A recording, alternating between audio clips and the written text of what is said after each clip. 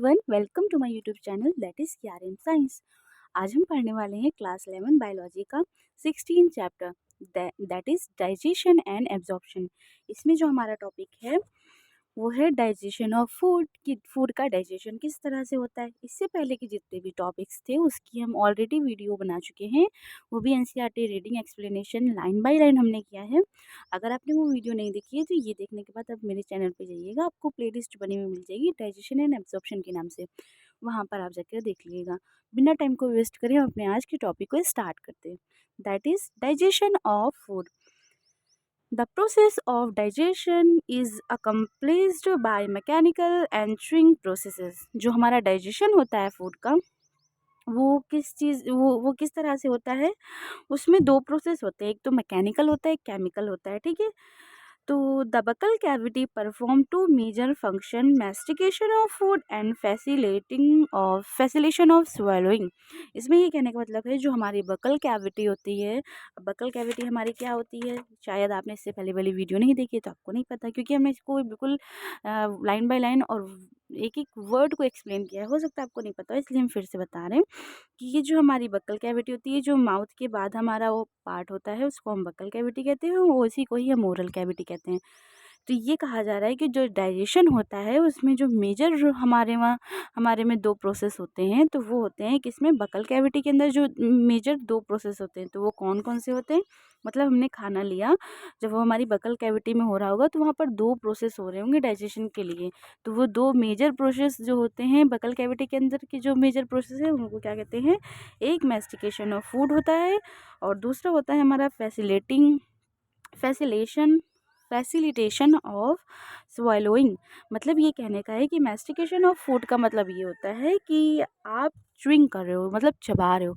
तो जब आपने खाना खाया, मतलब आपने मुंह में खाना अपना जो भी निवाला या खाना रखा है, देन उसके बाद आपने क्या किया है कि उसको च्युइंग किया। च्युइंग मतलब चबाना होता है, तो आपने उसको चबाया। फिर क्या हुआ, चबाने की वजह से वो एकदम उसका जो सरफेस एरिया था आपकी फूड का, वो क्या हो गया, इंक्रीज़ हो गया। अब वो इंक्रीज़ हो गया तो वहाँ एंजाइम एक्शन आसानी से हो जाएगा। वो फूड की फॉर्म में जो बड़ा सा था उसकी जगह वो सिंपल सब उसमें हो गया है, छोटे छोटे पीसेस में। तो वहाँ पर एंजाइम एक्शन अच्छे से होगा ना कि बहुत बड़ी बॉडी के ऊपर एंजाइम एक्शन होने। तो यही चीज़ कही जा रही है कि जो हमारी बकल कैविटी के अंदर दो फंक्शंस होते हैं, जो दो प्रोसेस होते हैं जो मेजर होते हैं। तो पहला होता है कि खाने को चबाना, और दूसरा होता है हमारा ओरल कैविटी से ही फैसिलिटेशन ऑफ स्वेलोइंग। इसका मतलब ये होता है कि जब हमने खाने को चबा लिया तब हमें नेक्स्ट स्टेप हमारा होगा कि हमें उसे स्वेलो करना है, मतलब उसे हमें निगलना है, ठीक है। तो वो कहाँ पर होता है, हमारा बकल कैविटी के अंदर होता है। तो ये दो प्रोसेस हो गए, ठीक है। फिर कहा जा रहा है कि the teeth and tongue with the help of saliva masticate and mix up the food thoroughly. हमारी जो टीथ होती है और जो टंग होती है उसकी हेल्प से हम क्या करते हैं, सलाइवा को मिक्स करते हैं हमारे फूड के अंदर थ्रोली, मतलब पूरे तरह से जो हमारा फूड होता है उसके अंदर सलाइवा मिक्स हो जाता है।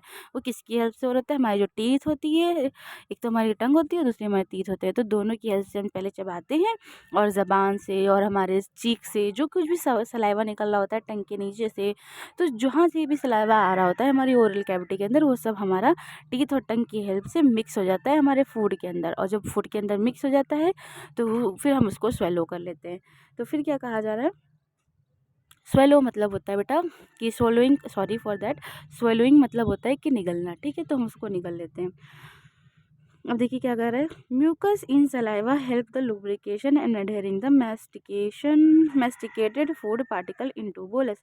देखिए ये कहा जा रहा है कि जो म्यूकस होता है सलाइवा, यानी कि सलाइवा जो है वो क्या हेल्प करता है, वो हेल्प करता है कि जो हमारा फूड जब हम निगल रहे हैं तो वो आसानी से, मतलब ईसोफेगस जो हमारी फूड पाइप है, जैसे कि हमने यहाँ पे हमारा ओरल कैविटी में सलाइवा रिलीज़ हुआ, तो अब क्या होगा कि यहाँ पर अगर सलाइवा हमारा था तो ये जो खाना था अब ये चिकना हो गया, मतलब लुब्रिकेट हो गया, ये आसानी से अब नीचे जा सकता है। अगर हम रूखा सूखा ऐसे ही खा लेते और सलाइवा रिलीज़ ना होता तो उससे क्या होता है कि हम यहाँ पर इसको आसानी से नीचे नहीं लुब्रिकेट कर सकते थे, या ये इकट्ठा नहीं कर सकते थे, आपस में चिपका नहीं सकते थे। पहले हमने पीसेस किए, फिर सलाइवा की हेल्प से ये सब आपस में मिल गए सारे पीसेस, फिर एक बोलस तरीके से बन गया। मतलब जो फूड था, अगर उसमें सलाइवा मिल जाता है हमारा, तो वो क्या हो जाता है, बोलस हो जाता है। उसको एक नाम देते हैं हम, बोलस। तो वो इकट्ठा हो जाता है पूरा नी वाला, फिर उसको हम निगल लेते हैं। तो ये जो निगलना होता है प्रोसेस आसानी से होता है। ये किसकी हेल्प से हो रहा होता है, ये हमारी सलाइवा की हेल्प से हो रहा होता है। और ये क्या हेल्प करता है, लुब्रिकेशन में। लुब्रिकेशन क्या होता है कि वो ऊपर से नीचे आने में हेल्प कर रहा है, मतलब कि मूवमेंट करा रहा है जगह से दूसरी जगह तक के, ठीक है, वो भी ईजिली।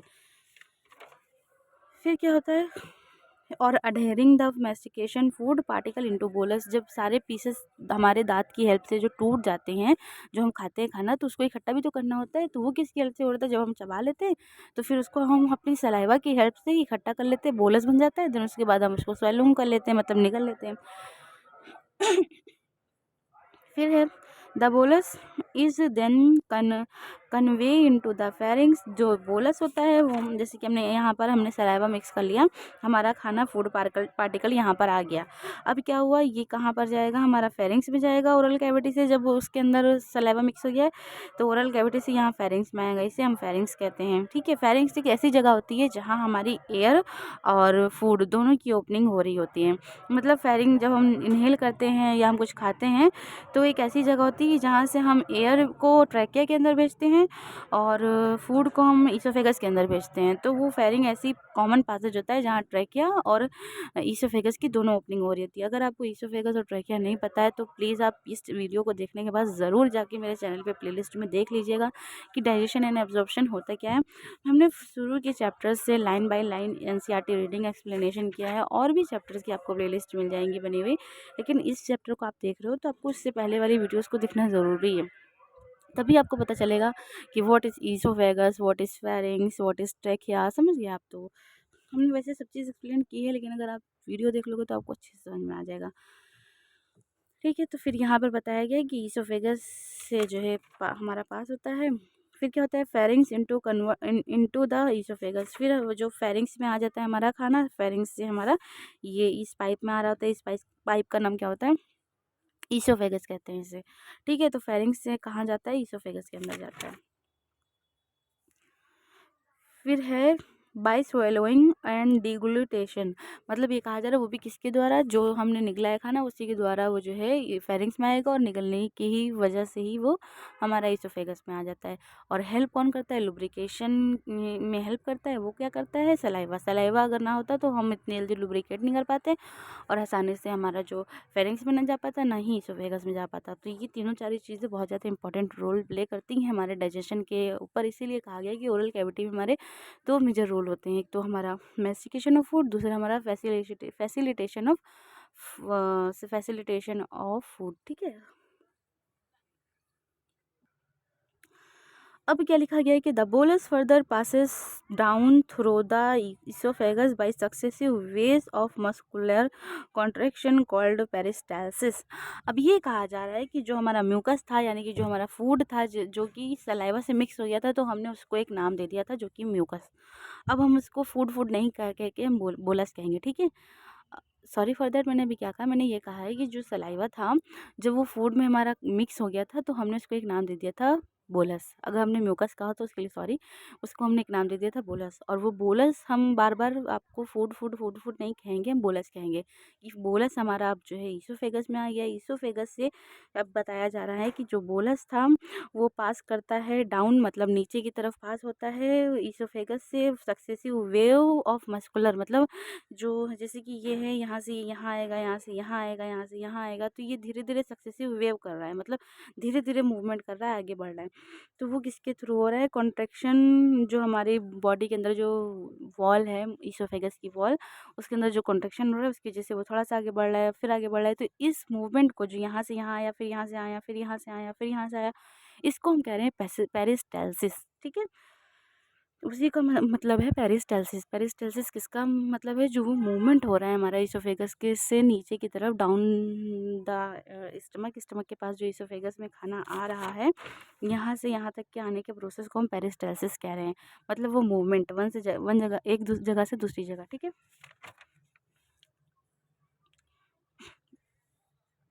फिर क्या बताया गया है यहाँ पर है कि the gastroesophageal sphincter control the passage of food into the stomach. जो ये कहा जा रहा है कि जो गैस्ट्रोइसोफेजियल स्फिंक्टर होता है वो क्या करता है, देखिए जब हमारा यहाँ से इसोफेगस से हमारा जो बोलस है वो यहाँ तक के आ जाता है, तो यहाँ पर एक जैसे गार्ड होता है हमारे घर के अंदर, जो गार्ड होता है दरवाजे पे खड़ा रहता है, वो क्या हेल्प करता है, उसका एक ही काम होता है कि वो आने जाने का मतलब रास्ता जो दरवाजे पे खड़ा रहता है, तो वो क्या करता है कि दरवाज़ा खोलता है, दरवाज़ा बंद करता है, दरवाज़ा खोलता है, दरवाज़ा बंद करता है, जिससे लोग आते हैं और जाते हैं, आते हैं जाते हैं।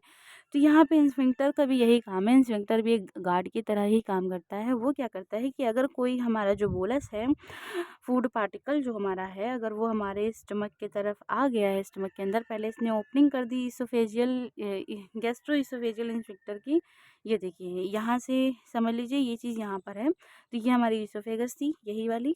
अब यहाँ से जब हमारा खाना इंटर किया तो यहाँ से ये एक गार्ड था, इसने क्या किया, इस गार्ड का नाम है गैस्ट्रो इसोफेजियल इंस्फिंक्टर, ठीक है।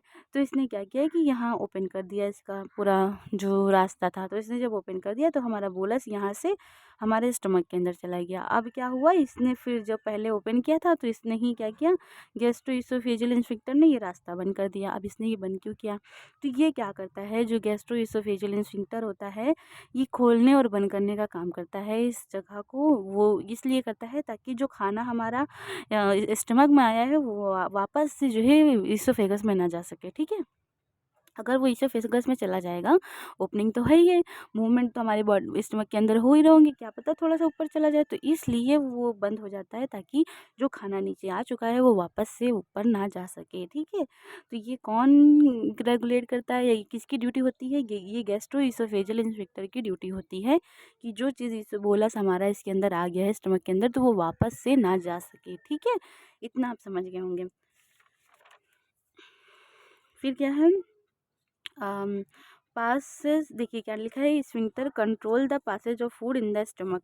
तो वो कंट्रोल करता है जो फूड उसने पास किया है स्टमक के अंदर, उसी को बस कंट्रोल करता है कि वो इस तरफ ना जाए, या इस तरफ आ गया तो इस तरफ ना जाए, ये चीज़ उसकी काम है।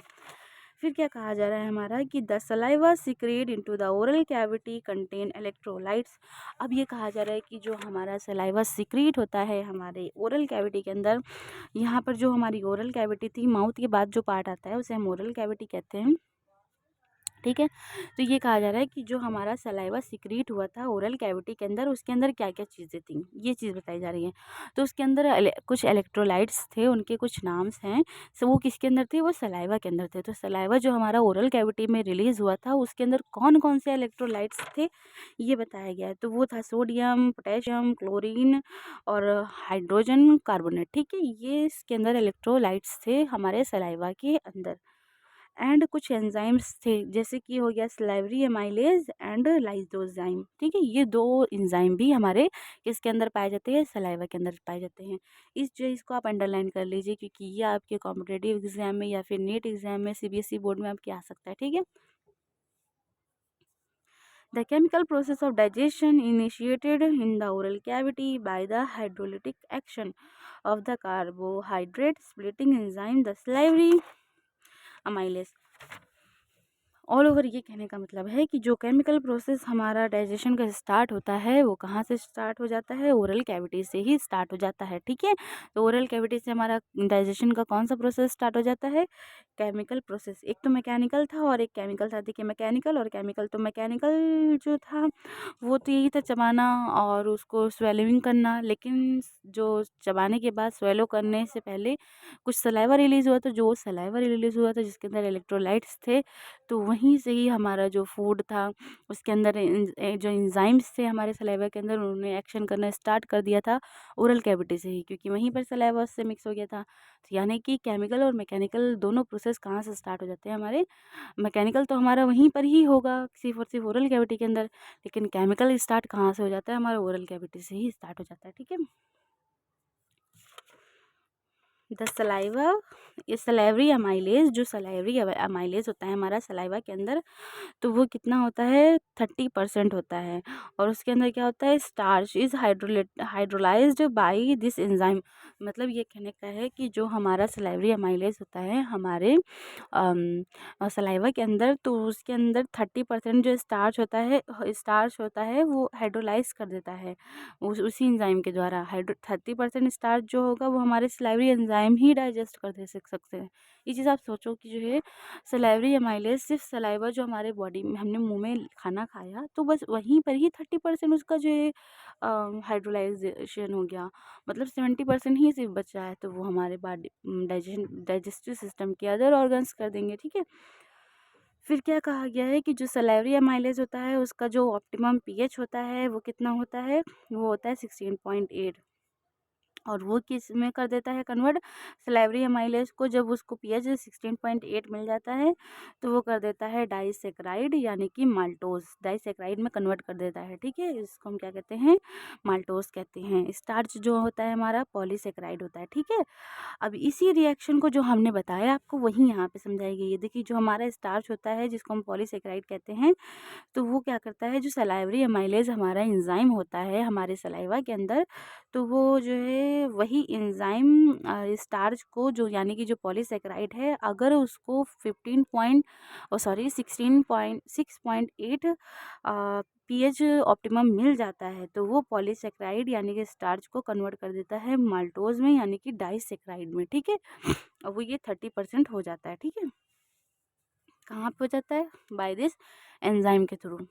अब देखिए क्या लिखा है, the mucosa of stomach has gastric glands. अब ये कहा जा रहा है कि जो हमारी स्टमक की म्यूकोसा होती है उसके पास क्या होती हैं, गैस्ट्रिक ग्लैंड्स होती हैं, जो कि क्या करती हैं, गैस्ट्रिक ग्लैंड्स। अब आपको शायद म्यूकोसा ना पता हो तो हम ये बता दें कि ये हमारी कुछ लेयर्स होती हैं बॉडी की, स्टमक की। तो उसमें ये हमारी म्यूकोसा है। म्यूकोसा क्या है, इनर मोस्ट लेयर है जो हमारी ल्यूमेन यानी कि इंटरनल इंटेस्टाइन की जो बॉडी वॉल होती है उसकी सबसे अंदर वाली जो लेयर होती है उसको हम म्यूकोसा कहते हैं। तो म्यूकोसा क्या होती है कि inner most layer in stomach, ये स्टमक की इनर मोस्ट लेयर होती है। ये चीज़ आपको ध्यान रखनी है। ठीक है।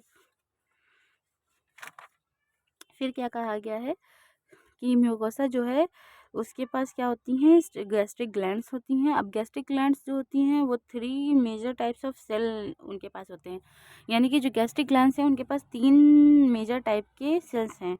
तो वो क्या हैं, एक तो म्यूकस नेक सेल होते हैं। म्यूकस नेक सेल का काम क्या होता है, वो सिक्रीट करते हैं म्यूकस को। ऑब्वियस सी बात है, म्यूकस नाम ही से समझ में आ रहा है, तो यानी कि म्यूकस नेक सेल जो होंगे वो सिक्रीट करेंगे हमारे म्यूकस को, जो कि हेल्प करेगा हमारे बोलस को या फिर जो कुछ भी हमारा जो फूड का डाइजेशन होना है उसकी हेल्प में। ठीक है। अब दूसरा हमारा होता है पेप्टिक और चीफ सेल्स। ये इनका काम क्या होता है, ये सिक्रीट करते हैं प्रो एंजाइम्स और पेप्सिनोजेन। ये सिक्रीट करते हैं प्रो एंजाइम और पेप्सिनोजेन। पेप्सिनोजेन क्या होता है, इन्फेंट और प्रोरेनिन में कन्वर्ट हो जाता है। इन्फेंट में जो हमारे बच्चे, वो सॉरी फॉर दैट, हमारे जो छोटे छोटे जो बच्चे नहीं होते जो दूध पीते हैं, मिल्क पीते हैं, मिल्क फीडिंग पे रहते हैं, तो उनमें जो पेप्सिनोजेन होता है उसको कन्वर्ट कर देता है प्रोरेनिन में, यानी कि ये उसमें पाया जाता है ताकि उनकी जो मिल्क का है डाइजेशन अच्छे से हो सके। अब पैरिएटल और ऑक्जेंटिक सेल जो होती हैं वो सिक्रीट करती हैं हाइड्रोक्लोरिक, ठीक है, HCl को, और इंस्ट्रिंसिक फैक्टर को रिलीज करती हैं, सिक्रीट करती हैं। और ये फैक्टर बहुत ही इंपॉर्टेंट होता है हमारे एब्जॉर्प्शन ऑफ विटामिन बी के। अगर आप विटामिन बी का इंटेक कर रहे हो तो वहाँ पर ये फैक्टर बहुत ही इंपॉर्टेंट रोल प्ले करता है। ठीक है। अब देखिए क्या लिखा है कि the stomach store the food for 4 to 5 hours। मतलब ये कहने का है कि जो हमारे स्टमक होता है, हमारा जो पेट होता है, उसके अंदर जो हमारा खाना होता है वो कितने घंटे तक रह सकता है, तो वो 4 से 5 घंटे यानी कि 4 to 5 hours हमारे स्टमक के अंदर रहता है। The food mix thoroughly with acidic gastric juice of the stomach by churning movement its muscular wall and it's called the chyme. ये कहा जा रहा है कि जो हमारा फूड होता है वो थ्रोली मिक्स होता रहता है बॉडी के अंदर, किसके साथ, जो हमारी बॉडी के एसिडिक गैस्ट्रिक जूस रिलीज हो रहे हैं हमारी बॉडी के अंदर, उसके साथ जो हमारा फूड है वो मिक्स होता रहता है। और फिर क्या किसकी वजह से मिक्स होता है, तो वो जो हमारी बॉडी के अंदर चर्निंग मूवमेंट्स हो रहे होते हैं, जो हमारी स्टमक की वॉल्स हैं आपस में ऐसे ऐसे ऐसे ऐसे चर्निंग मूवमेंट्स हो रहे होते हैं, उसकी वजह से क्या होता है कि जो फूड होता है वो मिक्स हो जाता है हमारे एसिडिक गैस्ट्रिक जूस के साथ। और जब वो फूड हमारा, यानी कि फूड ना कह के हम बोलस अगर कहें, तो जो बोलस हमारा अगर एसिडिक गैस्ट्रिक जूस के साथ स्टमक में मिल जाता है तो हम उसको फिर बोलस नहीं कहते हैं, उसको हम दूसरा नाम दे देते हैं काइम। तो काइम जो होता है उसका मतलब ये है कि फूड में सलाइवा प्लस हमारा गैस्ट्रिक जूस मिक्स है, तो उसको हमने काइम कह दिया। और बोलस हम किसे कहेंगे, जिसमें सिर्फ और सिर्फ सलाइवा मिक्स होता है, ठीक है। अब देखिए रेनिन, प्रो एंजाइम और पेप्सिनोजेन। प्रो एंजाइम और पेप्सिनोजेन क्या होता है, देखिए पेप्सिनोजेन जो होता है हमारा वो इनएक्टिव होता है, जो कि HCl यानी कि अगर उसको हमारा पेप्सिनोजेन को अगर 1.8 pH मिल जाए तो हमारा जो हाइड्रोक्लोरिक होगा HCl होगा, वो क्या करेगा, पेप्सिनोजेन को जो कि इनएक्टिव फॉर्म है उसको कन्वर्ट कर देगा पेप्सिन में, जो कि एक्टिव फॉर्म में हो जाता है, ठीक है। फिर क्या है यहाँ पर, पेप्सिनो pro proenzyme pepsinogen on the exposure of hydrochloric acid converted into the active enzyme, ये चीज़ हमने आपको बता दी है, दैट इज पेप्सिन। तो वो पेप्सिन में कन्वर्ट हो जाता है, ठीक है। The proteolytic enzyme of the stomach, जो हमारे प्रोटियोलैटिक एंजाइम होते हैं स्टमक के, तो वो क्या करते हैं, स्टमक के जो प्रोटियोलैटिक एंजाइम होते हैं, ठीक है, तो ये किसका एंजाइम है, हमारे प्रोटियोलैटिक एंजाइम है स्टमक का, जो हाइड्रोक्लोरिक है, ठीक है। फिर क्या है, द म्यूकस ऑफ बाइकार्बोनेट, जो हमारा म्यूकस है और बाइकार्बोनेट्स हैं, ये क्या करते हैं कि ये प्रेजेंट होते हैं हमारे गैस्ट्रिक जूस के अंदर।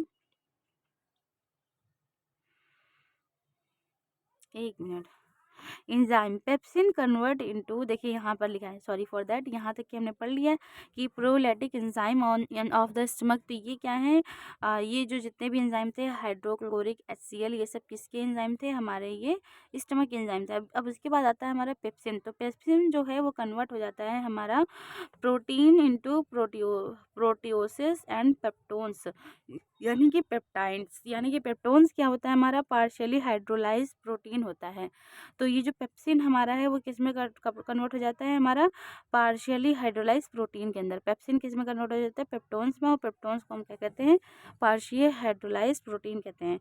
अब देखिए पेप्सिन क्या होता है, पेप्सिन जो हमारा जो है वो जब प्रोटीन में पार्शियली हाइलाइज्ड प्रोटीन होता है, जो कन्वर्ट हो जाता है पेप्टोन के अंदर, तो हमारा जो प्रोटीन होगा वो क्या करेगा, पेप्सिन जो हमारा अमाइलेज होगा, वो जो हमारा एंजाइम होगा वो प्रोटीन को कन्वर्ट कर देगा पेप्टोन्स एंड प्रोटियोजेस में, यानी कि पेप्सिन से हमारा कन्वर्ट हो गया पेप्टोन और प्रोटियोजेस में, और प्रोटियोन और पेप्सिन।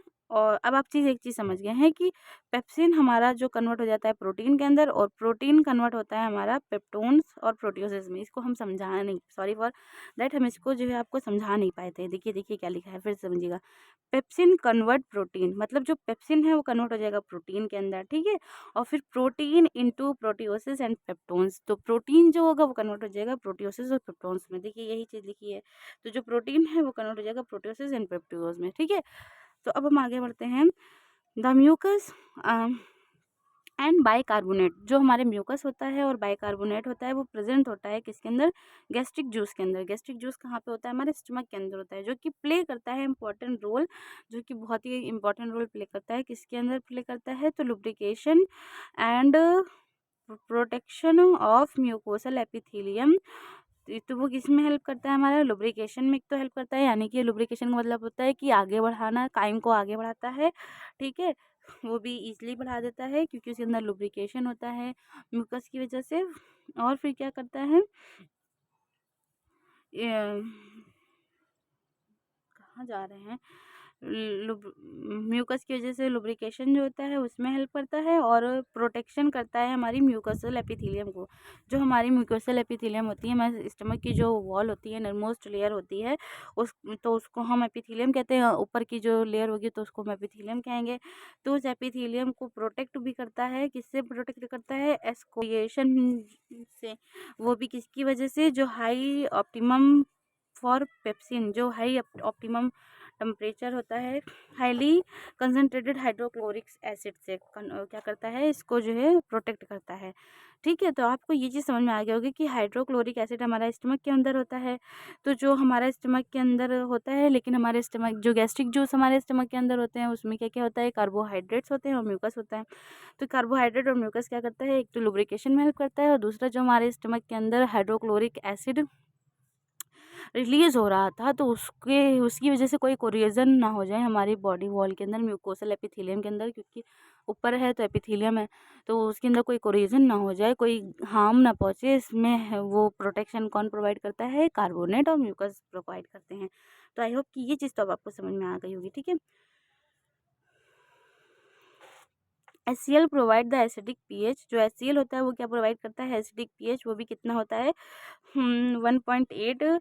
और वो ऑप्टिमम फॉर पेप्सिन, पेप्सिन के लिए ऑप्टिमम है। ठीक है, जो प्रोरेनिन होता है वो इनएक्टिव होता है। देखिए हमारा, तो देखिए लिखा है कि जो प्रोरेनिन होता है वो हमारा इनएक्टिव होता है, और उसको अगर हाइड्रोक्लोरिक एसिड यानी कि HCl अगर उसको ऑप्टिमम टेम्परेचर मिल जाए 1.8, तो वो प्रोरेनिन को कन्वर्ट कर देता है रेनिन के अंदर, जो कि एक एक्टिव फॉर्म है।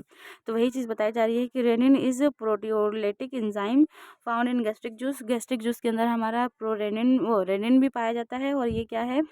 गैस्ट्रिक गैस्ट्रिक जूस के अंदर पाया जाता है, और which help in the digestion of milk in protein. तो ये किस में हेल्प करता है? इन्फेंट यानी कि जो छोटे छोटे बच्चे होते हैं जो कि मिल्क फीडिंग करते हैं, बेबीज होते हैं, तो उनके अंदर प्रोटीन की मात्रा जो होती है मिल्क के अंदर, तो उसको डाइजेस्ट करने में हेल्प करता है रेनिन। और रेनिन किसकी वजह से होता है? जो कि हमारा हाइड्रोक्लोरिक एसिड का जो पीएच अगर 1.8 हो, तो वो प्रोरेनिन को रेनिन में कन्वर्ट कर देता है, जिसकी वजह से मिल्क प्रोटीन जो होता है वो डाइजेशन होने में बहुत ही हेल्प करता है। अब small amount of lipase are also secrete by gastric glands. Gastric glands में और क्या रिलीज होता है, और क्या सिक्रेट होता है? तो वो लाइपेज भी सिक्रेट होता है, लेकिन बहुत ही स्मॉल क्वांटिटी में। ठीक है, फिर various type of movement are generated by muscularis layer of the small intestine. Small intestine में क्या हो रहा होता है? स्मॉल इंटेस्टाइन में वेरियस टाइप के मूवमेंट हो रहे होते हैं। ठीक है, जो कि किसकी थ्रू हो रहे होते हैं? मस्कुलरिस लेयर के थ्रू हो रहे होते हैं। जो हमारी मस्कुलरिस लेयर होती है उसके थ्रू हो रहे थे, किसके अंदर? स्मॉल इंटेस्टाइन के अंदर। फिर this movement help in throughout the mixing of food various secretion in intestine and thereby facilitating digestion. अब ये जो मूवमेंट होते हैं ये हेल्प करते हैं ये चीज़ में, जो सिक्रेशन हमारे स्मॉल इंटेस्टाइन के अंदर हो रहे होते हैं। देखिए स्टमक से तो हमारा स्टमक के अंदर जो था हमारा काइम, इसको हम काइम कहेंगे क्योंकि यहाँ पर गैस्ट्रिक जूस इसमें मिक्स हो गया था। तो जब काइम हमारा स्मॉल इंटेस्टाइन के अंदर आएगा तो इसके अंदर कुछ सिक्रीशन हो रहा होगा। अब वो सिक्रीशन ऐसे कैसे उसके अंदर मिक्स होगा? तो स्मॉल इंटेस्टाइन के अंदर भी कुछ मिक्स ऐसे ऐसे करके कुछ जो है मूवमेंट हो रहे होते हैं, जिसकी वजह से हमारा क्या हो रहा होता है कि जो काइम होता है वो जो सिक्रीशन हो रहा था उसके साथ मिक्स होता जाता है थ्रोली, और नीचे बढ़ता चला जाता है। ठीक है, यही चीज़ बताई जा रही है। Thoroughly mix up the food various secretion in the small intestine, जो स्मॉल इंटेस्टाइन के अंदर हो रहे हैं, and there facilitating the digestion, और वो हेल्प करता है हमारे डाइजेशन की तरफ। ठीक है, the bile, pancreatic juice and intestinal juice are secrete release into the small intestine. ये चीज़ बताई जा रही है कि जो बाइल होता है और जो पेनक्रियाटिक जूस होते हैं और इंटेस्टाइनल जूस होते हैं, ये तीनों चीज़ें कहाँ रिलीज होती हैं? तो रिलीज होती हैं हमारी स्मॉल इंटेस्टाइन के अंदर। ठीक है, तो स्मॉल इंटेस्टाइन क्या होती है? यहाँ से लेकर के स्टमक के बाद जो स्ट्रक्चर स्टार्ट हो रहा है ये वाला, ये क्या है? हमारी स्मॉल इंटेस्टाइन, और इसी स्मॉल इंटेस्टाइन के अंदर यहाँ तक स्मॉल इंटेस्टाइन आती है, यहाँ से यहाँ तक के इसी के अंदर बाइल रिलीज होता है, इसी के अंदर गैस्ट्रिक बाइल रिलीज होता है, और इसी के अंदर हमारे कहाँ गया, यही बाइल और पेनक्रियाटिक जूस भी इसी के अंदर रिलीज हो रहा होता है, और इंटेस्टाइनल जूस भी रिलीज हो रहा होता है। ठीक है, फिर फिर क्या लिखा है? Release into the small intestine, ठीक है। Pancreatic juice and bile are, जो पेनक्रियाटिक जूस होते हैं और जो बाइल होता है वो रिलीज होता है थ्रू हेपेटो पेनक्रियाटिक डक्ट। यानी कि पेनक्रियाटिक जूस जो है और जो बाइल है वो कहाँ से रिलीज होता है, किसके थ्रू होता है, तो हेपेटो पेनक्रियाटिक डक्ट के थ्रू होता है। ये हमारे स्मॉल इंटेस्टाइन है, ये देखिए, ये यहाँ की बात हो रही है, इतने हिस्से की बात हो रही है, यहाँ से यहाँ तक के। तो यहाँ से यहाँ तक की जो हिस्सा है ये हमारी स्मॉल इंटेस्टाइन है, ठीक है। हाँ, अब ये चीज़ आप समझ गए। और ये जो हमारी है ये हमारी पेनक्रियाज है, ये देखिए पेनक्रियाज। तो ये हमारी क्या है, पेनक्रियाज, इसी की बात हो रही है।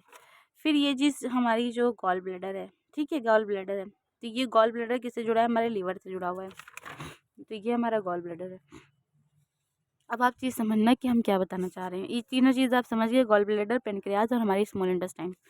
अब क्या हो रहा है कि यहाँ ये कहा गया है कि pancreatic juice and bile are release through the hepatopancreatic duct. तो जो पेनक्रियाटिक जूस होता है, मतलब जो पेनक्रियाटिक जूस है तो वो यहाँ से यहाँ तक क्या आ रहा है हमारा, ठीक है। और जो बाइल जूस है, बाइल जूस हमारा कहाँ से आ रहा है, गॉल ब्लैडर से। और यहाँ से ये देखिए, ये कॉमन बाइल डक्ट है, तो यहाँ से हमारा जो बाइल जूस आ रहा है कॉमन बाइल डक्ट से, तो वो कहाँ पर मिल रहा है, हमारा बाइल जूस और हमारा पेनक्रियाटिक जूस। तो जो वो जहाँ पर मिल रहा है जिस जगह पे, उस जगह को हम कहते हैं हेपेटो पेनक्रियाटिक डक्ट। और यहीं पर आके हमारा रिलीज होता है। तो वो किसके थ्रू होता है, पेनक्रियाटिक और बाइल डक्ट के थ्रू रिलीज होता है, ठीक है। वो बाइल जूस और पेनक्रियाटिक जूस कहाँ किसके थ्रू रिलीज होता है हमारा, तो हेपेटो पेनक्रियाटिक जूस डक्ट जो होती है उसके थ्रू रिलीज होता है। कहाँ पर, इस स्मॉल इंटेस्टाइन के अंदर। ये हमारी स्मॉल इंटेस्टाइन है और स्मॉल इंटेस्टाइन का जो इतना सा पार्ट है इसको हम ड्यूडेनम कहते हैं, ठीक है। फिर क्या कहा गया यहाँ पर है, the pancreatic juice contain inactive enzymes. जो हमारे पेनक्रियाटिक जूस होते हैं जो हमारे इसके अंदर से रिलीज हो रहे होते हैं, ये हमारी पेनक्रियाट है, पेनक्रियाज है। तो इस पेनक्रियाज के अंदर जो हमारे पेनक्रियाटिक जूस रिलीज हो रहे हैं, ये पेनक्रियाटिक डक्ट है हमारी, तो इसी के अंदर रिलीज होंगे। तो इनके अंदर कौन कौन से एंजाइम्स होते हैं उसके नाम बताए जा रहे हैं। तो उसके एंजाइम हैं के नाम है ट्रिप्सिनोजन, एक हो गया, काइमोट्रिप्सिनोजन, दो, प्रो कार्बोक्सी पेप्टिनो तो ये 3 हो जाएंगे, एमाइलेज 4 और लाइपेज 5, न्यूक्लियेसिस 6। यानी कि हमारी जो एंजाइम्स, इनएक्टिव एंजाइम्स हैं जो कि पेनक्रियाटिक जूस में पाए जाते हैं, तो वो कौन कौन से होते हैं, वो 6 होते हैं। और वो trypsinogen, chymotrypsinogen, pro carboxy peptidase, अमाइलेजेस और लाइपेजेस, न्यूक्लियेजेस। तो ये 6 तरह के इनएक्टिव एंजाइम्स हमारे किसमें पाए जाते हैं, पेनक्रियाटिक जूस में पाए जाते हैं, ठीक है। पेनक्रियाटिक जूस में पाए जाते हैं। फिर ट्रिप्सिनोजन इज इनटू एक्टिव। अगर ट्रिप्सिनोजन एक्टिव करना है तो वो कैसे होगा, एक्टिव ट्रिप्सिन। तो ट्रिप्सिनोजन जो एक्टिव होता है वो किसके अंदर होता है, एक minute, trypsinogen is activated by an enzyme. तो ट्रिप्सिनोजन जो होता है वो एक्टिवेट हो जाता है एक एंजाइम के थ्रू, जिसको हम कहते हैं एंट्रोकाइनेज। तो एंट्रोकाइनेज क्या करता है, सिक्रीट होता है इंटेस्टाइनल म्यूकोसा के थ्रू। और इंटेस्टाइनल म्यूकोसा में अगर एंट्रोकाइनेज रिलीज हो जाता है तो वो एक्टिव ट्रिप्सिन कर देता है। अब आप देखिए, जो हमारा ट्रिप्सिनोजन था, और वो भी ट्रिप्सिनोजन हमारे किसके अंदर होता है, पेनक्रियाज के अंदर हो रहा है, ठीक है। पेनक्रियाटिक जूस में ये सब पाया जाता है। तो ये सब जो पेनक्रियाटिक जूस हैं जो हमारे ड्यूडेनम यानी कि स्मॉल इंटेस्टाइन में जब आ जाते हैं तो उनके अंदर ये 6 चीज़ें भी आ जाएंगी। तो जो हमारा ट्रिप्सिनोजन होगा उसको कन्वर्ट करने में ट्रिप्सिन में कौन हेल्प करेगा, तो हमारी स्मॉल इंटेस्टाइन की जो म्यूकोसा होती है वो क्या रिलीज करेगी यहाँ पर, वो रिलीज करेगी एंडोकाइनेज। ये देखिए, कहाँ गया, इंटेस्टाइन सिक्रीट द, ये देखिए, ट्रिप्सिनोजन को एक्टिवेट करने के लिए एक एंजाइम होगा जो एंडोकाइनेज होगा। वो कहाँ से सिक्रीट होता है, हमारी इंटेस्टाइनल म्यूकोसा जो होती है वो सिक्रीट करती है एंडोकाइनेज। यानी कि हमारी जो इंटेस्टाइनल जो है इसकी जो म्यूकोसा हमारी जो लेयर होगी वो सिक्रीट करेगी एंट्रोकाइनेज, और एंट्रोकाइनेज जब वो सिक्रीट करेगी तो ट्रिप्सिनोजन कन्वर्ट हो जाएगा हमारा ट्रिप्सिन के अंदर, वो भी किसके अंदर, स्मॉल इंटेस्टाइन के अंदर। ये चीज़ बताई कि ट्रिप्सिनोजन इनएक्टिव होता है और जब उसको एंट्रोकाइनेज मिल जाता है तो वो उसकी सिक्रीशन की वजह से वो ट्रिप्सिन में कन्वर्ट हो जाता है। और ट्रिप्सिन क्या होता है, एक एक्टिव फॉर्म होती है। आई होप कि ये चीज़ आपको समझ में आ रही हो। Which is turn activated other enzymes, फिर ये एक्टिवेट हो जाता है ऑल एंजाइम को देखते हुए कि वो सब तो इनएक्टिव है पर ये एक्टिव है, ठीक है। In the pancreatic juice, pancreatic juice के अंदर, मतलब जो पेनक्रियाटिक जूस के अंदर ही तो ये पाया जा रहा था, ठीक है। The bile release into the duodenum, फिर जो बाइल होता है वो रिलीज होता है हमारा ड्यूडेनम के अंदर, जैसे कि ये हमारा जो bile duct, common bile duct है, तो ये जो बाइल हमारे यहाँ से रिलीज होगा तो वो किसके अंदर हो जाएगा, ड्यूडेनम के अंदर हो जाएगा। अब ड्यूडेनम की बात हो रही है, ये जो बाइल रिलीज होता है हमारा ड्यूडेनम के अंदर, तो वो क्या क्या कंटेन करता है। तो जो बाइल हमारा ड्यूडेनम के अंदर रिलीज हो रहा है उसके अंदर क्या क्या कंटेन होता है, पहले हमने तो जान लिया कि पेनक्रियाज में क्या क्या कंटेन होता है, तो वो 6 तरह के एंजाइम्स थे जो कि इनएक्टिव थे। लेकिन अब हमारे बाइल के अंदर क्या क्या चीज़ें होती हैं जो हमारे ड्यूडेनम के अंदर जा रही हैं, जो कंटेन करता है, क्या करता है, तो देखिए बाइल रिलीज इनटू ड्यूडेनम, तो बाइल पिगमेंट, बाइल के अंदर क्या क्या होता है, बाइल पिगमेंट्स होते हैं, वो कौन कौन से होते हैं, बिलीरुबिन और बिलीवर्डिन। एक बिलीरुबिन होता है और एक बिलीवर्डिन होता है। और बाइल के अंदर कुछ सॉल्ट्स होते हैं जो कि होता है कोलेस्ट्रॉल और फॉस्फोलिपिड, लेकिन बाइल के पास कोई एंजाइम नहीं होते हैं, नो एंजाइम, बाइल के पास किसी तरह के एंजाइम नहीं होते। ये चीज़ आप हाईलाइट कर लो, इसको याद रखना हमेशा, ठीक है। Bile help in emulsification of fat, वो जो फैट होता है उसको बाइल क्या करता है, इमल्सिफाई कर देता है। वो क्या होता है, तो देखिए that breaking down the fat into small micelles, तो जो फैट होता है उसको ब्रेक डाउन कर देता है स्मॉल मिसलेस, मतलब ये समझ लो बस स्मॉल पीसेस में, तो वो क्या हो जाता है हमारा, जो बाइल हमारा स्मॉल इमल्सिफिकेशन कर देता है फैट का, वो कन्वर्ट हो जाता है स्मॉल मिसलेस में, यानी कि स्मॉल पीसेस में। अब आपको ये चीज़ समझ में आ गई। फिर क्या है देखिए, बाइल ऑल्सो एक्टिवेट्स लाइपेज, जो बाइल होता है वो क्या करता है, लाइपेज को एक्टिवेट करता है। जो द इंटेस्टाइनल म्यूकोसा एपिथेलियम, जो इंटेस्टाइनल म्यूकोसा होती है एपिथेलियम इंटेस्टाइन की, तो उसके अंदर क्या होता है, उसके पास होता है गोबलेट सेल। गोबलेट सेल क्या करते हैं, विच सिक्रेट म्यूकस, तो गोबलेट सेल क्या करते हैं, म्यूकस को सिक्रेट करते हैं। The secretion of brush border cells of mucosa along with the secretion of goblet cell, जो सिक्रीशन हो रहा होता है हमारे ब्रश बॉर्डर सेल्स से म्यूकोसा के अंदर, उसके साथ साथ एक और सिक्रीशन होता है जो कि गोबलेट सेल्स का होता है, वो भी किसके अंदर होता है, इंटेस्टाइनल जूस के अंदर, इंटेस्टाइनल जूस जिसको हम क्या कहते हैं, सकस इंट्रिकस, यानी कि सकस इंट्रिकस किसके थ्रू रिलीज होता है, वो सिक्रेट होता है हमारा गोबलेट सेल के थ्रू, ठीक है। फिर this juice contain variety of enzymes, जो हमारा सकस एंटेरिकस जूस है वो क्या कंटेन करता है, वैरायटी ऑफ एंजाइम कंटेन करता है। वो कौन कौन से होते हैं, लाइक देखिए डाइसेक्राइड, जैसे कि माल्टोज हो गया, डाइपेप्टाइज यानी कि डाइपेप्टाइड्स हो गए, और क्या हो गया, लाइपेज हो गया, न्यूक्लियोसाइड्स हो गया, एक्सेट्रा, ये सब क्या होते हैं, किसके अंदर पाए जाते हैं, हमारे सकस एंटेरिकस में पाए जाते हैं। Intestinal mucosa from acid as well as provide alkaline medium, तो इंटेस्टाइनल म्यूकोसा जो होती है वो क्या कर, वो एक एसिड फॉर्म फ्रॉम एसिड से वो प्रोवाइड करती है एल्कलाइन मीडियम को, जैसे कि पीएच उसका होता है 7.8।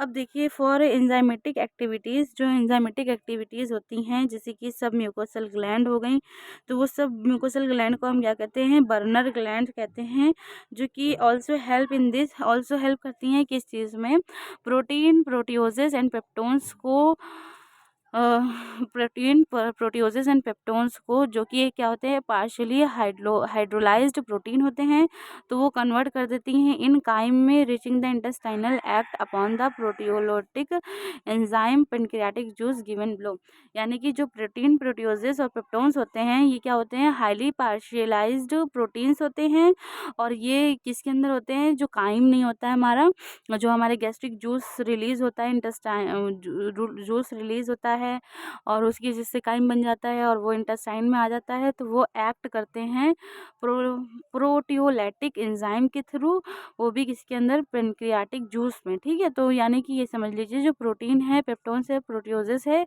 इसके ऊपर जब एक्ट करेंगे ट्रिप्सिन, काइमोट्रिप्सिन और कार्बोक्सी पेप्टाइड्स, तो वो क्या बनाएंगे, डाइपेप्टाइड्स को बना देंगे, ठीक है। फिर क्या क्या आ गया कि carbohydrates in the chyme are hydrolysed by pancreatic amylase into disaccharide, जो कार्बोहाइड्रेट्स होते हैं, जो हमारा काइम होता है, काइम क्या होता है, काइम जो हमारे स्टमक में आ जाता है जो फूड, जब वो गैस्ट्रिक जूस से मिल जाता है तो उसको हम काइम कहते हैं। तो उस काइम में जो कार्बोहाइड्रेट होता है वो क्या करता है, हाइड्रोलाइज्ड हो जाता है किसके थ्रू, पेनक्रियाटिक अमाइलेज के थ्रू। तो पेनक्रियाटिक अमाइलेज के थ्रू जो हमारा कार्बोहाइड्रेट है वो क्या हो जाएगा, हाइड्रोलाइज हो जाएगा और वो क्या बन जाएगा, डाइसैकेराइड बन जाएगा। तो वही चीज़ बताई है कि स्टार्च यानी कि कार्बोहाइड्रेट यानी कि उसी को हम पॉलीसेकेराइड कहते हैं। कार्बोहाइड्रेट को चाहे स्टार्च को चाहे पॉलीसेकेराइड करो, जब ये तीनों मतलब यही चीज़ जब मान लेते हैं कार्बोहाइड्रेट जो हमारा अमाइलेज जब उसके साथ रिएक्ट करता है तो वो बना देता है डाइसैकेराइड यानी कि माल्टोज। ठीक है, अब देखिए क्या लिखा है कि fats are broken down by lipase with the help of bile into diglyceride and monoglyceride. जो फैट होता है हमारी बॉडी के अंदर तो वो ब्रेक हो जाता है लाइपेज के थ्रू। लाइपेज क्या करता है, हेल्प करता है फैट को ब्रेक करने में। वो भी हेल्प करता है बाइल इनटू, जो कि बाइल हमारा होता है वो किस में कन्वर्ट कर देता है, फैट को डाइसैकेराइड से डाइसैकेराइड में और मोनोसैकेराइड में। यानी कि जो फैट था अगर उस पर लाइपेज काम करता है तो फैट लाइपेज के साथ रिएक्ट करके डाइसैकेराइड बना देता है, और डाइसैकेराइड अगर फिर से लाइपेज के साथ रिएक्ट करता है तो वो मोनोसैकेराइड बना देता है। और इसको हम क्या कहते हैं, फैटी एसिड कहते हैं या ग्लिसरॉल कहते हैं। ठीक है, और फैट जो होगा वो ट्राइग्लिसराइड होता है। ठीक है, तो एक चीज़ अब ध्यान रखिए कि nucleases in the pancreatic juice, जो न्यूक्लियसेस होते हैं हमारे पेनक्रियाटिक जूस में वो एक्ट करते हैं न्यूक्लिक एसिड पर। न्यूक्लिक एसिड पे एक्ट करेंगे और वो बना देंगे न्यूक्लियोटाइड्स और न्यूक्लियोसाइड, यानी कि न्यूक्लियसेस हमारे न्यूक्लिक एसिड के ऊपर एक्ट करके न्यूक्लियोटाइड और न्यूक्लियोसाइड बना देते हैं। यानी कि न्यूक्लिक एसिड के साथ न्यूक्लियसेस रिएक्ट करेंगे और न्यूक्लियोटाइड्स और न्यूक्लियोसाइड बना देंगे। यानी कि न्यूक्लियोटाइड फिर से हमारे न्यूक्लियसेस के साथ रिएक्ट करेगा और फिर से न्यूक्लियोसाइड्स बना देगा। ठीक है, द एंजाइम्स इन द सकस entericus act in the end product. अब जो हमारे सकस और एंटेरिकस जो हमारा जूस था उसके अंदर जो एंजाइम पाए गए थे वो एंड प्रोडक्ट जो होते हैं वो हमारी अबव रिएक्शन में, ये रिएक्शन में दिए गए हैं, वो कौन कौन से होते हैं, form respective simple observable form, जो कि सिंपल ऑब्जर्वेबल फॉर्म में होते हैं। These final step of in the digestion, ये बहुत ही फाइनल स्टेप होता है डाइजेशन का, इसके बाद कोई और स्टेप नहीं होते हैं केमिकल वाले। ठीक है, digestion our very close mucosal epithelium, जो कि बहुत क्लोज होते हैं, कहाँ पर होते हैं, हमारी म्यूकोस मतलब एपिथेलियम के अंदर होते हैं, सेल के अंदर, वो भी कहाँ पर, इंटेस्टाइन में। ठीक है, तो वो क्या होता है कि जो डाइपेप्टाइड्स होते हैं, जैसे कि हमारे ये डाइपेप्टाइड्स था, ठीक है, और ये माल्टोज था हमारा, फिर हमारा लैक्टोज हो गया, फिर क्या हो गया, शुगर हो गया, न्यूक्लिक एसिड हो गया, यानी कि न्यूक्लियोसाइड्स हो गया। तो ये जो हमारे प्रोडक्ट्स बने थे इन सब के को अब हमें और सिंपल फॉर्म में कन्वर्ट करना है। ठीक है, तो क्या होगा, जो डाइपेप्टाइड्स होगा वो उसको एक वो मिलेगा एंजाइम डाइपेप्टाइडेज, उसकी हेल्प से वो क्या करेगा, अमाइनो एसिड बना लेगा। और ये बहुत ही सिंपल एब्जॉर्बल फॉर्म होती है। अमाइलेज जो अमाइनो एसिड होते हैं ये ऐसे ही हमारी बॉडी में एब्जॉर्ब हो जाते हैं। ठीक है, तो माल्टोज के साथ जो है माल्टेज एंजाइम रिएक्ट करके ग्लूकोज प्लस ग्लूकोज बना लेता है। फिर जो लैक्टोज होता है जो कि हमारे मिल्क में पाया जाता है, तो वो क्या करता है कि लैक्टेज एंजाइम के साथ ग्लूकोज प्लस गैलेक्टोज बना लेगा। फिर सुक्रोज जो होगा, जो कि जैसे कि शुगर कैन में हमारा होता है, ठीक है, तो वो क्या करेगा, सुक्रेज एंजाइम के साथ रिएक्ट करके सुक्रोज प्लस फ्रक्टोज बना लेगा। फिर न्यूक्लियोटाइड्स जो होगा वो न्यूक्लियोटाइडेज के साथ रिएक्ट करेगा, न्यूक्लियोसाइड बनाएगा। फिर न्यूक्लियोसाइड के साथ रिएक्ट करके वो न्यूक्लियोसाइडेज के साथ रिएक्ट करके शुगर बेसिस बना लेगा, जैसे कि पेंटोस नाइग्रोजिनस। ठीक है, डाइसैकेराइड और मोनोसैकेराइड जो होते हैं वो रिएक्ट करते हैं लाइपेज के साथ और बनाते हैं फैटी एसिड प्लस ग्लिसरॉल को। अब एक चीज़ आप ध्यान रखो, the break down of biomolecules, जो ब्रेक डाउन होता है हमारे बायोमोलिक्यूल्स का, वो mention above in the duodenum region. तो ये सब किसके अंदर होते हैं, हमारे ड्यूडेनम के रीजन के अंदर होते हैं, जो कि मेंशन कर दिया गया है अबव मतलब पहले। ठीक है, ऑफ द स्मॉल इंटेस्टाइन, तो ड्यूडेनम हमारे स्मॉल इंटेस्टाइन में ही पार्ट है। ठीक है, स्मॉल इंटेस्टाइन का ही पार्ट है। फिर क्या होता है कि the simple substance thus form are absorbed in the jejunum, जो हमारा सब्सटेंस होता है सिंपल सब्सटेंस, जो हमारे ये सिंपल सब्सटेंस हैं, ये क्या करते हैं, फॉर्म हो जाते हैं, मतलब बन जाते हैं ऑब्जर्वेबल फॉर्म में, वो भी किसके अंदर, जेजुनम के अंदर। मतलब ड्यूडेनम से ये आ गए हैं, ड्यूडेनम में ये सब फॉर्म हुआ, अब ये कहाँ आ गया, जेजुनम के अंदर आ गया। जेजुनम क्या है, हमारे स्मॉल इंटेस्टाइन का दूसरा पार्ट है। अगर आपको ये सब नहीं पता है कि स्मॉल इंटेस्टाइन क्या होता है, उसके पार्ट्स क्या होते हैं, तो प्लीज़ इस वीडियो को देखने के बाद मेरे चैनल पे प्लेलिस्ट बनी हुई है डाइजेशन एंड एब्जॉर्प्शन के नाम से, उसमें आपको सारी वीडियोस लाइन बाय लाइन मिल जाएंगी, पार्ट 1, पार्ट 2, पार्ट 3, ऐसे करके आप पूरा चैप्टर को देख लोगे तो आपको ये चीज़ समझ में आएगी। हमने तो वैसे एक एक कोशिश की है कि एक वर्ड आपको समझाने की, और आई होप, हमें पूरा भरोसा है खुद पे कि हम आपको एक एक चीज़ समझ में आई होगी। लेकिन कुछ वर्ड्स होंगे जो पहले से रिलेट कर रहे होंगे, जिसको आप नहीं समझ सकते हो, तो उनको आप अगर वो वीडियो देख लोगे तो क्रिस्टल क्लियर हो जाएगा। कहीं और जाने की ज़रूरत नहीं पड़ेगी, ना ही आपको दोबारा इन चैप्टर को पढ़ने की ज़रूरत पड़ेगी। सिर्फ़ और सिर्फ़ आपको एनसीईआरटी रीडिंग हमने इस तरीके से कराई है कि आपको मतलब रीडिंग ही ना सिर्फ़ मिले, पूरा एक्सप्लेनेशन मिले, कि आपको इस चैप्टर को कहीं से और से पढ़ना ही ना पड़े। आप सारे चैप्टर यहीं पढ़ लो, आपको मेरे चैनल पे आपको सारी नीट का कंटेंट भी मिल जाएगा, ठीक है?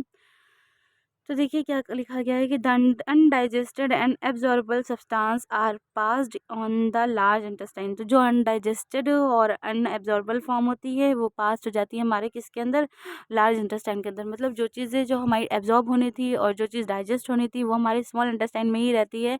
अब जो डाइजेस्ट नहीं हो सकती, जिसको हम एब्जॉर्ब आगे नहीं कर सकते हैं, तो वो पास हो जाएगी हमारी लार्ज इंटेस्टाइन के अंदर। यानी कि यहाँ से लेकर के जो हमारी स्मॉल इंटेस्टाइन थी यहाँ तक के, यहीं के अंदर सारे एब्जॉर्प्शन हुए हैं, सारे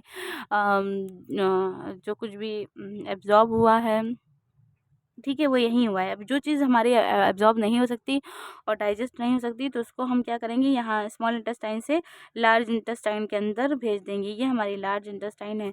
तो लार्ज इंटेस्टाइन का वर्क क्या होता है, देखते हैं। तो हमने पास कर दिया लार्ज इंटेस्टाइन के अंदर, ठीक है। फिर क्या है, no significant digestive system digestive activities occur in large intestine. यानी कि जो लार्ज इंटेस्टाइन है ये कोई सिग्निफिकेंट नहीं है, मतलब इसके अंदर कोई ऐसा रोल प्ले नहीं होता है कि डाइजेशन में हेल्प करता हो। डाइजेस्टिव एक्टिविटी कोई भी हमारे लार्ज इंटेस्टाइन के अंदर नहीं होती हैं।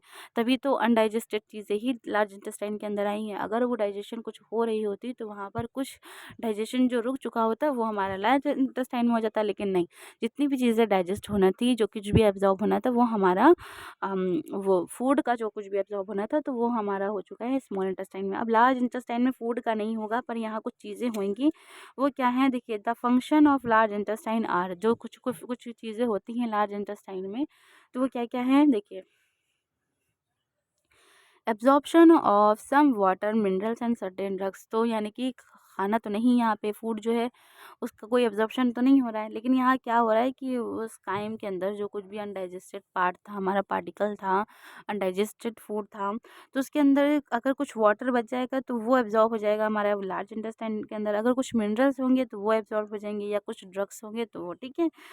और secretion of mucus which help of adhering the waste undigested particle together lubricating for easy passage. देखिए, और क्या होता है कि हमारा लार्ज इंटेस्टाइन क्या करता है, म्यूकस को सिक्रीट करता है, ताकि जो हमारा जो भी वेस्ट प्रोडक्ट था उसको इकट्ठा कर सके, एक जगह ला सके, और वो क्या है, वो वेस्ट प्रोडक्ट है उसको एक जगह ले आएगा, ताकि हाँ उसका लुब्रिकेशन हो जाए, और लुब्रिकेट हो जाए तो उसको हम ईजी से अपनी बॉडी से पास करा सके, ठीक है।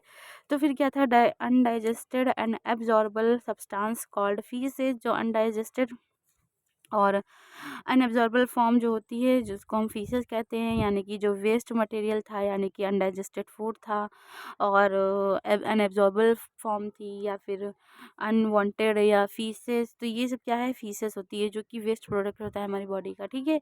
तो ये एंटर हो जाता है हमारा सीकम के अंदर।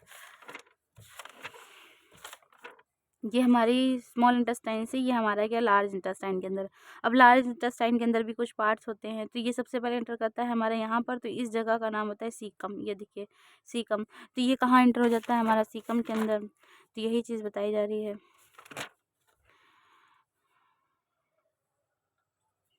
कहाँ है, enter into caecum, large intestine, caecum के अंदर हो जाता है, फिर of the intestinal through ileocaecal wall which prevent the back flow of faecal matter.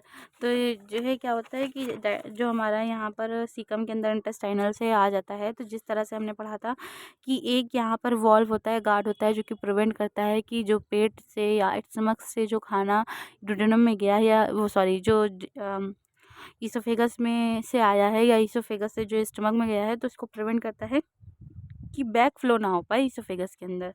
ठीक है, तो वही यहाँ पर सीकम के अंदर भी एक यहाँ पर एक वॉल होती है, एक गार्ड होता है, जिसका नाम होता है इलियोसिकल वॉल्व। वो भी एक गार्ड ही है जो कि प्रिवेंट करता है कि अगर जो भी वेस्ट मटेरियल था हमारा सीकम के अंदर आ गया है, अब वो एब्जॉर्ब तो नहीं हो सकता है स्मॉल इंटेस्टाइन के अंदर, तो वो वापस जाने की कोई ज़रूरत ही नहीं है। तो उसको जब वो इसके अंदर सीकम के अंदर आ जाता है तो यहाँ ये बंद हो जाता है, जो कि प्रिवेंट करता है कि बैक फ्लो ना हो जाए स्मॉल इंटेस्टाइन के अंदर। ठीक है, यही चीज़ बताई जा रही है। फिर क्या है, द एक्टिविटीज़ बैक फ्लो। ठीक है, फिर it temporarily store in rectum till defecation. फिर क्या होता है कि जो है बैक फ्लो ऑफ मैटर, तो थोड़ी देर के लिए तो ये यहाँ रहता है सीकम के अंदर, फिर ये पास होता रहता है स्मॉल लार्ज इंटेस्टाइन के अंदर। फिर क्या होता है कि वो थोड़ी देर के लिए स्टोर होगा हमारा रेक्टम के अंदर, यहाँ आने के बाद ये थोड़ी देर के लिए रेक्टम के अंदर स्टोर हो जाएगा, जिससे हम क्या कहते हैं, रेक्टम कहते हैं। और फिर वो पास कर दिया जाता है थ्रू एनस के थ्रू, जो कि हमारी बॉडी का पोस्टीरियरली ओपनिंग होती है। ठीक है, अब कुछ चीज़ें हैं कि the activities of gastro intestinal tract. तो जो हमारी एक्टिविटीज़ होती हैं गैस्ट्रो इंटेस्टाइनल ट्रैक की, गैस्ट्रो इंटेस्टाइनल ट्रैक क्या हो जाता है, पूरा मतलब पूरा। ठीक है, तो इंटेस्टाइनल जो ट्रैक है, इंटेस्टाइनल ट्रैक है, तो वो क्या होता है, कंट्रोल होता है न्यूरल हार्मोन के थ्रू। मतलब कंट्रोल किसके थ्रू होता है, hormone control proper coordination of different parts. तो यानी कि हमारी जो डाइजेशन में जो भी पार्ट्स इंटेस्टाइनल ने हेल्प की है, वो किस में कंट्रोल करती है, ऑब्वियस सी बात है, माइंड ही कंट्रोल करता है हर चीज़ को। तो वो भी किसके थ्रू कंट्रोल होती है, वो भी कंट्रोल होती है हमारी वो भी हमारी कंट्रोल होती है हमारे हार्मोनल कोऑर्डिनेशन की तरफ। ठीक है, control by hormonal control for proper coordination. ठीक है, पार्ट्स। फिर क्या है, the sight smell and presence of food oral cavity stimulate and secrete the saliva. जो हमारी जब हम कोई चीज़ को स्मेल करते हैं तो क्या होता है, या कोई फूड हमारा प्रेजेंट होता है जब हमारी ओरल कैविटी के अंदर, तो अपने आप ही जो है सलाइवा सिक्रीट होने लगता है। तो वो भी यानी कि हमारा हार्मोनल कंट्रोल है, हमारे कोऑर्डिनेशन के हिसाब से ही सब कुछ चीज़ें हो रही हैं कि जैसे ही फूड एंटर किया हमारे ओरल कैविटी के अंदर तो हमारा सलाइवा सिक्रीट होने लगा। ठीक है, फिर क्या होता है, गैस्ट्रिक इंटेस्टाइनल सिक्रीशन ऑल्सो। जैसे कि हमारा जब फूड हमारा एंटर करता है ईसोफेगस से हमारे स्टमक के अंदर जब फूड इंटर कर रहा है, तो यहाँ पर कुछ जूस रिलीज होते हैं, तो ये भी किसके थ्रू होते हैं, ये भी हमारे कंट्रोल के हिसाब से ही होते हैं। Similarly stimulation of neural signal, जो हमारा न्यूरल सिग्नल जाता है। ठीक है, the muscular activities of different parts of alimentary canal can also be moderate by neural mechanism. तो जो मस्कुलरिटीज़ एक्टिविटीज़ होती हैं, यानी कि जो हमारी पूरी बॉडी वॉल जो होती है स्टमक की, तो उसकी जो डिफरेंट डिफरेंट पार्ट्स होते हैं एलिमेंट्री कैनाल के, वो भी जैसे यहाँ पे कुछ मूवमेंट हुआ था, यहाँ पे हुआ था, स्मॉल इंटेस्टाइन में हुआ, फिर यहाँ पे हुआ, तो ये भी किसके थ्रू होता है हमारा, ये भी कंट्रोल के हिसाब से ही होता है। तो both local through CNS hormonal control, secrete digestive juice इसकी थ्रू सिक्रीट होता है, और out local hormone produce by gastric intestinal juice mucosa. ठीक है, तो आई होप कि आपको ये मेरी वीडियो पसंद आई। अगर पसंद आई है तो वीडियो को लाइक शेयर ज़रूर करिएगा, कमेंट करिएगा अगर आपको कोई चीज़ नहीं समझ में आई हो। वैसे तो हमने कोशिश की है कि आपको हर चीज़ समझ में आए, अगर फिर भी नहीं समझ में आई है तो हम हर कमेंट का रिप्लाई करते हैं। अगर आप कमेंट करते हैं तो हम उसका रिप्लाई भी करेंगे, और अगर आपको किसी नई टॉपिक पे वीडियो बनवानी है तो आप हमें कमेंट करिएगा, हम उस टॉपिक पे वीडियो बना देंगे। ठीक है, एक चीज़ बता दें, यहाँ पर आपको क्लास 11-12 की बायोलॉजी की NCERT reading line by line explanation मिल जाएगा for your NEET exam, CBSE board exam as well as other competitive exam. और अगर आपको ऑडियो बुक चाहिए क्लास 11-12 की